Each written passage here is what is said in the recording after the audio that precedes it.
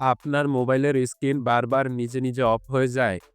এই ভিডিও শেষ করলে আপনি ইচ্ছেমতো স্ক্রিন অন রাখতে পারবেন।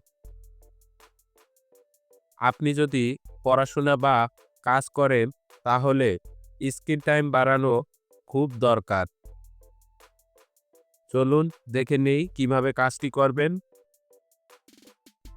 তো আপনারা যারা আপনাদের ফোনের ডিসপ্লে টাইম বাড়াতে বা কমাতে চাচ্ছেন, মানে আপনি আপনার ফোনকে টাচ করবেন না, কিন্তু ডিসপ্লে টাইমটি বৃদ্ধি করবেন।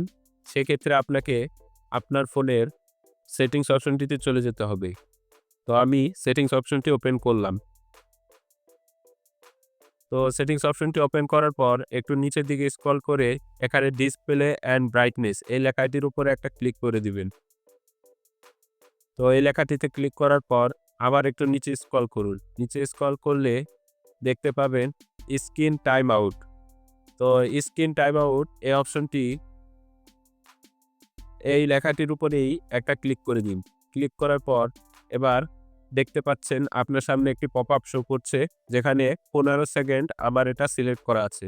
এখন আমি এটা চাচ্ছি 5 মিনিট করে দিব। সেক্ষেত্রে এখানে 5 মিনিটস দিতে পারবো। আপনি আপনার প্রয়োজন মতো দিয়ে দিবেন। দেওয়ার সাথে এটা সেট হয়ে যাবে।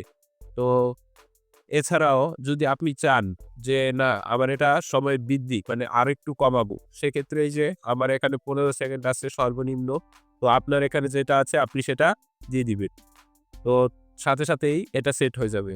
আর যদি চান যে না আমি যতক্ষণ ইচ্ছে ততক্ষণ আমার ডিসপ্লেটি অন থাকবে, বাট আমি কোনো প্রকার টাচ করব না। এটা মূলত আসলে দেখা যায় যারা বিভিন্ন নোটস বা বিভিন্ন গল্পের বই বা পেজ বা দেখা যাচ্ছে অনেক ডকুমেন্ট এর কাজে ব্যবহার করে থাকেন। সেক্ষেত্রে আপনার ফোনের ডিসপ্লেটি বারবার বন্ধ হয়ে গেলে সেটা বিরক্তিকর হয়ে দাঁড়ায়। সেক্ষেত্রে আপনি কি করতে পারবেন? আপনি কিপ স্ক্রিন অন এই অপশনটি অন করে দিবেন। এটি অন করে দেওয়ার পর আপনার যতক্ষণ প্রয়োজন আপনি কোনো প্রকার টাচ ছাড়াই আপনার ডিসপ্লেটি সবসময় অন হয়ে থাকবে। আপনি যখন এই কমান্ডটি একমাত্র অফ করবেন তখন আপনার ডিসপ্লেটি অফ হবে। তাছাড়া অফ হবে না। তো এই ছিল আজকের ভিডিও। ভিডিওটি যদি ভালো লেগে থাকে তাহলে ভিডিওতে একটা লাইক দিন। আর চ্যানেলে নতুন দর্শক হয়ে থাকলে চ্যানেলটি সাবস্ক্রাইব করুন।